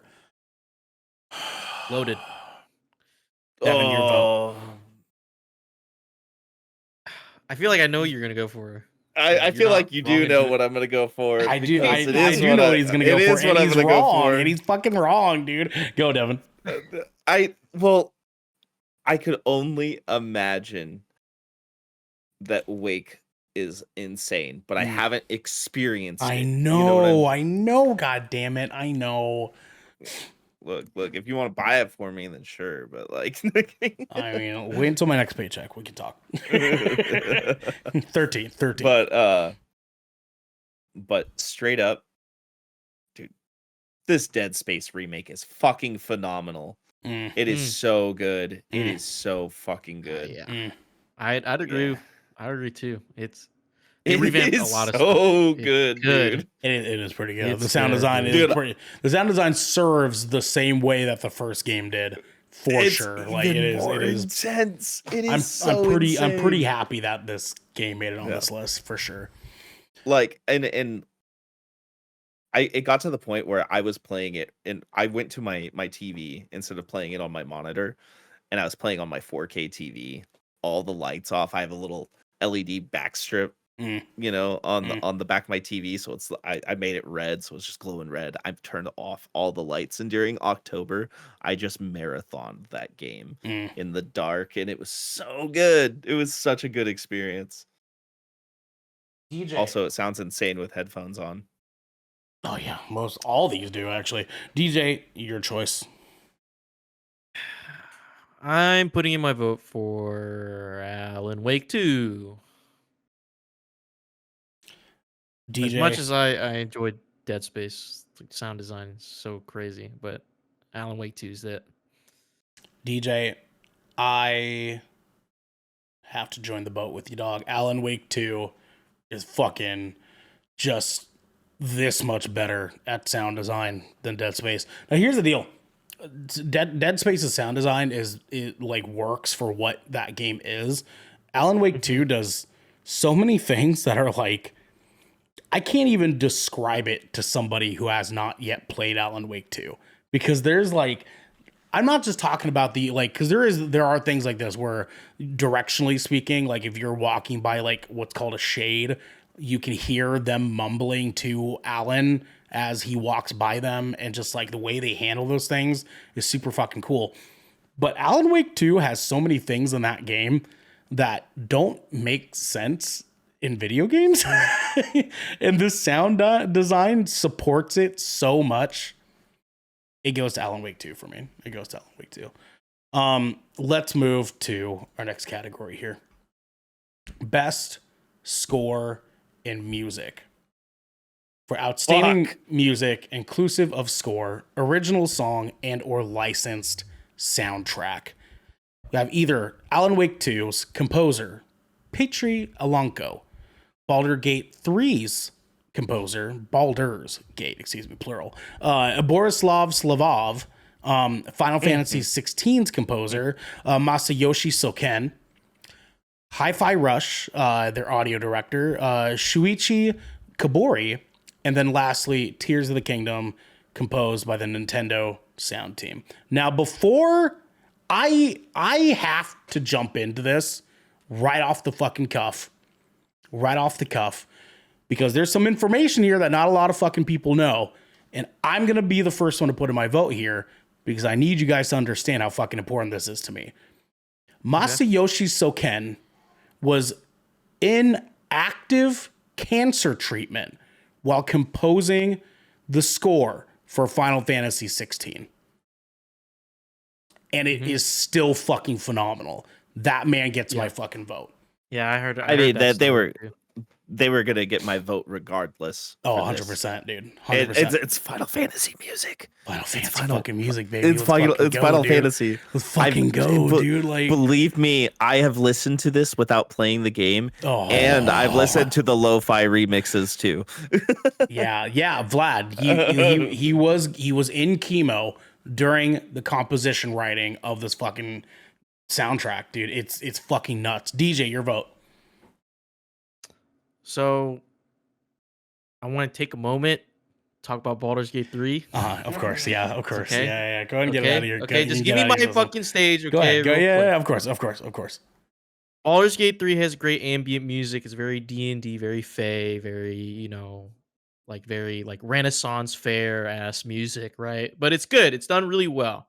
It is, yes. There's a few songs like the main menu song, the character creation song, and there's this one song, the secret boss fight that you can activate that sends chills to my fucking spine. Like not chills to my spine, but like gives me goosebumps because it's so well done and so D&D and it's so fucking cool. But those are the only things I can really mention about Baldur's Gate 3's soundtrack. It's good, but my vote goes where you guys are going. It's Final Fantasy 16. Unanimous. I had to give Final Fantasy Baldur's 16. Gate its flowers. Masayoshi Soken. Goddamn, we love you. Goddamn, we fucking love you. Boys, move to our next category here. We have 5 categories left. Okay, let's fucking get through these bitches. We're almost there. Best art direction for outstanding creative and or technical achievement in artistic design and animation. Our nominees: Alan Wake 2, Hi-Fi Rush, Lies of P, Super Mario Brothers Wonder, and The Legend of Zelda: Tears of the Kingdom. Oh, God, I cannot wait for one of y'all to be so fucking wrong about this. Devin, your vote.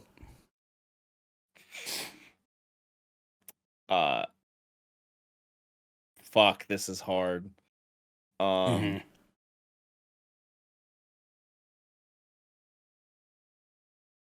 am bouncing between 2 right now. I'm bouncing between Hi-Fi Rush and the Tears of the Kingdom.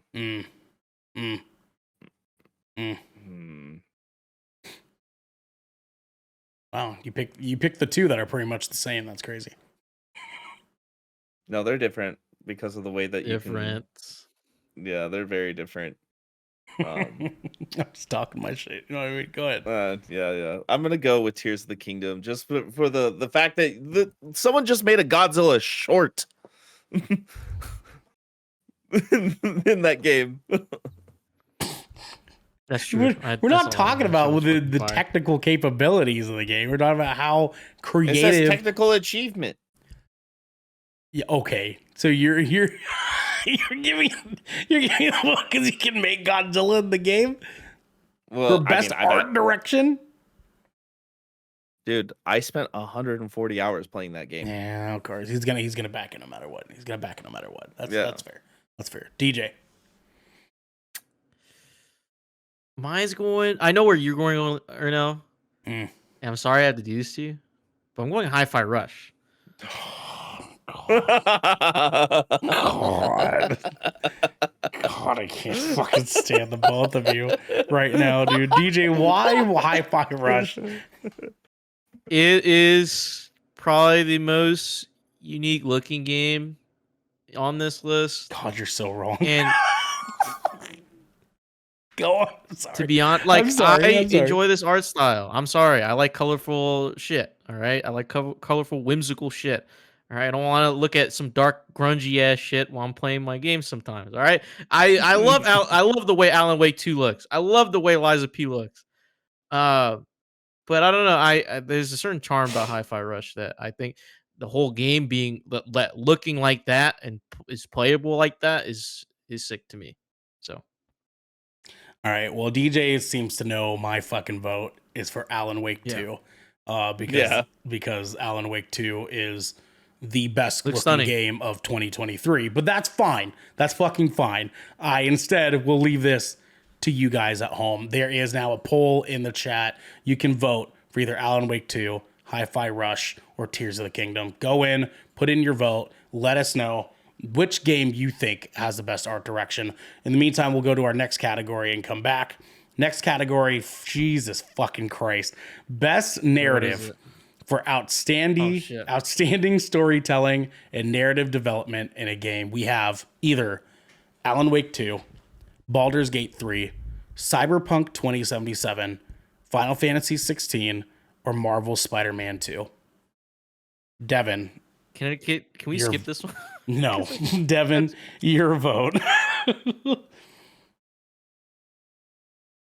It's weird to think that I've only played one of these games. But from conversation, because I've been, staying in the know, I'm gonna have to give it to Alan Wake 2. Wow. Okay. Jesus is really Jesus. Ariel, how many of these have you played? All of them. I've only not beaten Baldur's Gate 3. Okay, so you'll understand why I'm choosing what I'm choosing. It's gonna be Baldur's Gate 3. You're so wrong. You're actually so wrong. Good. Devin, you're so wrong. Good. Baldur's Gate 3's ending. So like Carnage, I watch. He described it perfectly for me. Act 1 is 100%. If that's like the best of the best, like 100%. Act 1, 100%. Act 2, like 95%. Act 3 is like 75. Just because it felt unfinished. The newest patch just added an epilogue that kind of wraps up the whole story and all the characters together and puts in all your choices. But I'm factoring in how I felt when I played it before all these patches, just day one, how I felt. I think I have never felt so much emotion from a game story than fucking Cyberpunk 2077 Phantom Liberty. My heart ached when the credits rolled. The fucking soundtrack, when they played it, that fucking 007 Skyfall ass sounding soundtrack that played, I was in tears. Brother, it made me contemplate life. Cyberpunk 2077 Phantom Liberty gets my vote. Because that shit was fucking crazy. Top to bottom. Devin, what was your vote again? It was Alan Wake 2. Fuck, man.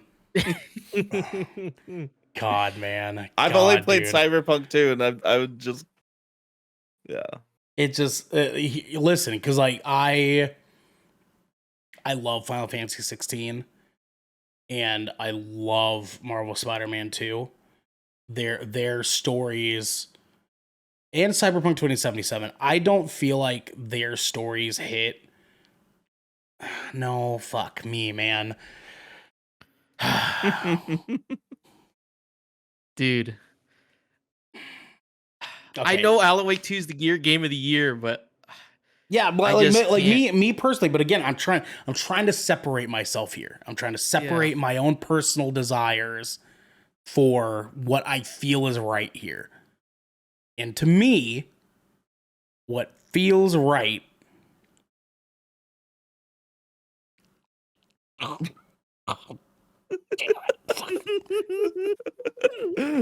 is Alan Wake 2. I have to go with it. There it is. I'm not mad at that. Yeah, it's just, dude, the writing in that game is almost Hideo Kojima levels of thought out. Like I can't walk away from without voting for that goddamn game here. It's just I want to vote for Final Fantasy 16 because the story of that is just so fucking rad for a Final Fantasy game. Dude. But goddamn, Alan Wake 2 is just a mind fuck that I don't think either of y'all are ready to experience when you play it finally. Yeah, I'm not mad at that. I'm just saying, dude, that expansion for Cyberpunk, it changed the game, like It did, changed it did. genres in narrative completely, dude. It felt like I was playing a spy thriller. Like it. Oh man, I wish I never played it so I can play it again for the first time. 'Cause that shit The was only fucking reason crazy. that it didn't quite get the vote for me is because I like the ending of the base game more than the expansion gave. And Mm. it would feel like a disservice to some of those other games if I had voted for Cyberpunk. For sure.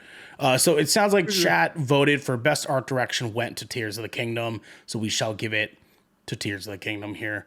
We shall now move to best game direction. Game direction.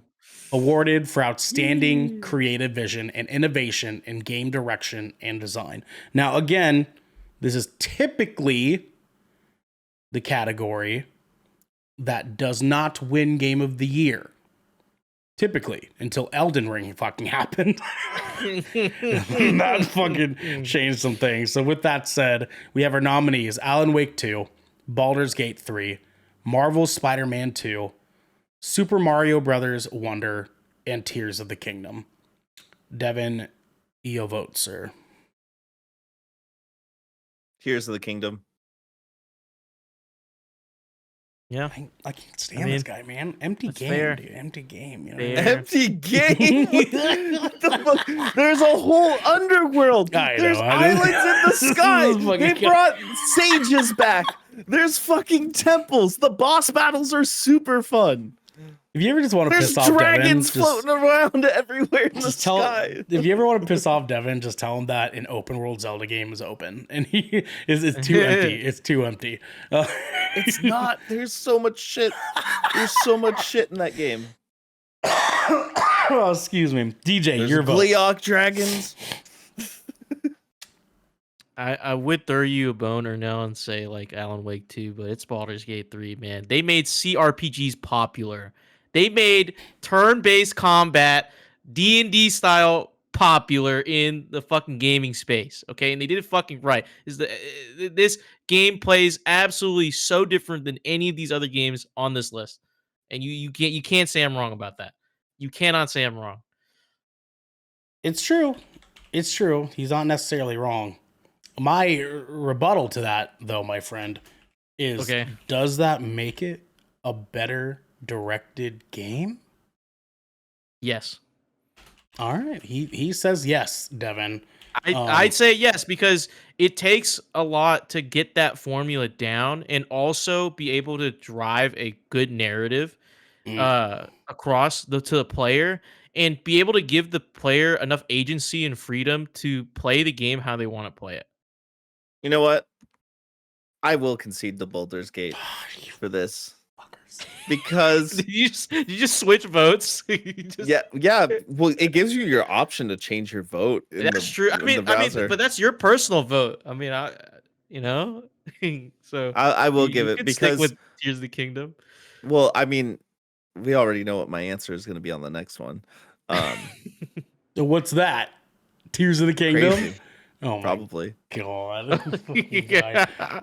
This fucking guy, dude. You didn't play the game, so you don't know. Devin, I did. I didn't beat it. Did you secede officially, or are you gonna stick to Tears?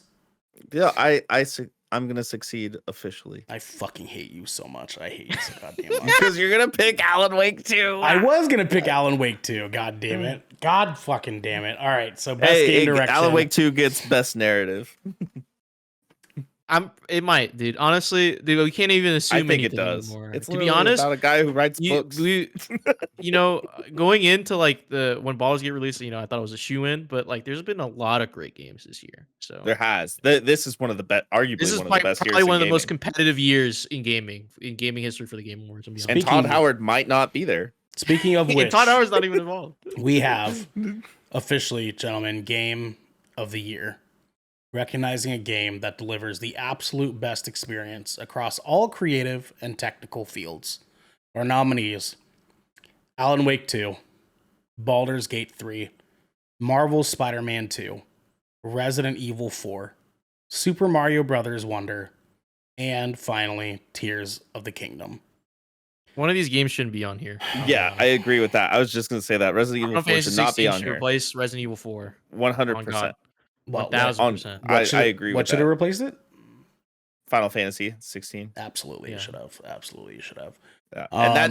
And I love Resident Evil 4. And that's on I God, played that dude. too. On God. That's on God. No On cap. God. Devin, Okay, honest your God. vote officially. Tears of the Kingdom. I Listen think here, he's you recency bias motherfuckers. Fucking not even, pal. DJ, your vote. I think if I had a Switch, I probably would like agree with you a little bit more. But it's Baldur's Gate 3, baby. It's Baldur's Gate 3. Mm. That's my game of the year. All right, it's to the community. Because we know No, what your no, choice is. no. Jesus Yeah, Christ. man. yeah, it is. If I had a Switch and also didn't play enough of these games on here, I would also vote for Tears of the Kingdom. But Little slight diss. you only played 2 of these games, dude. I don't even fucking care, bro. Like, here's the deal. Okay. Yes, I want to vote for Alan Wake 2, especially because you fuckers gave best direction to Baldur's Gate 3 when it should have gone to Alan Wake 2, because Baldur's Gate 3 is the fucking game of the year. Okay. Like that's fucking why. Here's the fucking deal. Okay. And this boils down to one thing and one thing alone. One of these games between Baldur's Gate 3 and Tears of the Kingdom almost broke the fucking internet. And it was not Tears of the Kingdom. I promise you that. Okay. Baldur's Gate 3 has since release has been talked about all the time, everywhere, by every fucking gamer in some capacity or another, even with the newest update, and everyone raved about the dick moving mechanics. You know how good your game has to be for people months later to still be talking about dicks moving in your game? Yeah, they added penis physics to the game, which was fun. I saw people actively tweeting out that they beat the new like wrap up expansion thing that DJ's epilogue, talking about, and they still cried again. Like to me, that is game of the year type shit. Like the kind of shit that changes society. You know what I mean? Devin, your hands up. I mean, Zelda did the same thing when it came out for months. I mean, yeah, For Zelda. months. Same Zelda had effect. A month, dog. No, for like months. A month, 4 dude. months. Like 4 months. Like honestly, definitely everything months. I saw from The Legend of Zelda was people creating like fucking stealth bombers. Dude, there's For- lots of for, crazy like, shit. Destroying TikTok, Koroks. all I saw for the fucking couple of months after the game came out was the people coming up with like cool tricks. And like, yeah, that's fucking awesome. That's awesome. And I love that about the new Zelda games, that they can like get people in to like want to do that.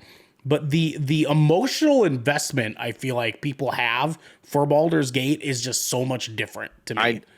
I am also just saying, for me, the narrative in this game is actually really good. Like, actually really good. Sure. And everybody I know that's played a very specific part in this storyline has cried in a Zelda game. I can't remember the last time I cried in a Zelda game. Rare. You know what I mean? There is an emotional attachment to the story in this game. It is very, very well done. The gameplay loop is amazing. The scenery scape, the way that you do everything. You actually get companions in this game too. I have 5 companions that roll around with me in the game. 5 at once. Yeah. And it's fucking cool. Yeah, Tears of the Kingdom breaks your heart with the story, absolutely. Baldur's Gate 3 just does it 18 times. Over and over again. With every character you meet in that game, your heart gets fucking broken. That's how good that game is, dude. It's not about quantity, it's about quality, okay? It's all, dude. It's like Devin, imagine here's the thing. the best charcuterie board you've ever had. And it's just I haven't even had that many. It's a whole tape. Imagine a steak. Summer right? sausage is summer sausage.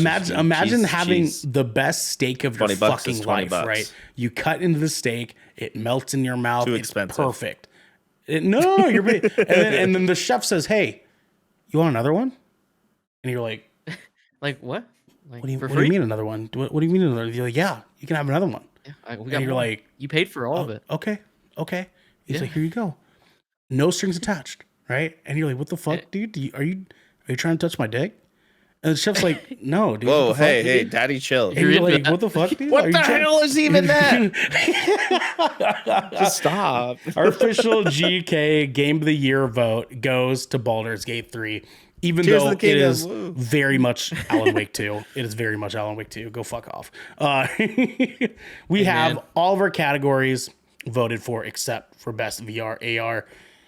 With that said, gentlemen, we have all of our wonderful voting out of the way. Boys, are you fucking excited for Thursday?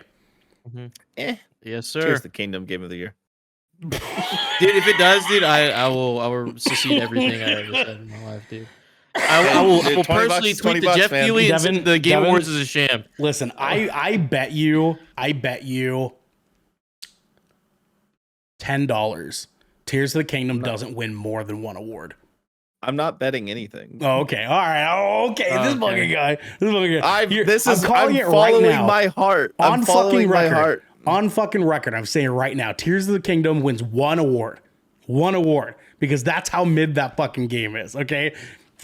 It's literally a Metacritic must play. It's getting tens, dude. 9s and 10s across I mean, the what board. else can you play on the fuck? Switch? A lot, actually. Oh, yeah. Boys. It is one of the best selling consoles of all time, DJ. It is. I don't have one, so I wouldn't know. Speaking of Sounds like a skill issue. best of all time, let's talk about our schedule for the next week. And it's not a lot that you guys don't know. On Thursday, we have the 2023 Game Awards, 4:30 p.m. Pacific time. Be here or be dead. Okay, go fuck yourself. If you can't come, go fuck yourself. And Friday, what? we have Splash Damage, where we're going to be playing, I think, Lethal Company, right? Am I right? Yeah. Yeah, Lethal Company. That'll be us. We'll be in here hanging out. It'll be a good time. And then Saturday, we have our official rundown of the 2023 Game Awards. Don't miss any of that juicy content. It's Game Awards week, baby. Let's go, gentlemen. Let's go, gentlemen. Let's fucking go. Because this has been the Good Kraken Podcast, your choice for all the nerdy video game and pop media news, reviews, and discussions that you want to hear. Live every Tuesday at 7 p.m. and Saturdays at 12 p.m. right here at twitch.tv/GoodKrakenShow. If you're on this wave, you can head on over to our Discord where you can submit questions and topics to the show, get exclusive content, and soon have early access episodes before they go live on podcast and video services across the digital sea. Yer. Yarg. This man over your butt hurt from Tears of the Kingdom. You can also support us by going to our YouTube channel, clicking that beautiful bell and big red button, or by subscribing to our podcast channel by searching Good Kraken with an exclamation mark and leaving a review there. Review. We have to get going, everybody. But until next time, my friends, be good to each other. Be there for the Game Sticking at your Awards or you're dead to me. Rizzler. That worked really well together.